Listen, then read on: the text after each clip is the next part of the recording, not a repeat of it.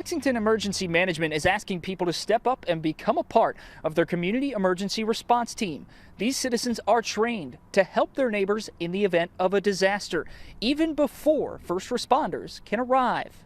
A trained preparedness team is worth its weight in gold. John Bobel says there are about 400 people currently on the team, but they weren't able to hold classes through the pandemic, so it's critical that they add new members. City of over 300,000, we've got over 300 square miles of area. 400 people isn't that much. Bobel says the class teaches the basics in first aid, CPR, fire suppression, and overall emergency preparedness.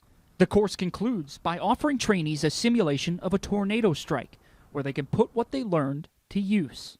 At times, their job may be as simple as handing out bottles of water, but Bobel says every role they serve is important. They're trained, they're enthusiastic, they understand their place, and they're ready to go should Fayette County need them. This 9-class course will take place each Wednesday starting on March 1st.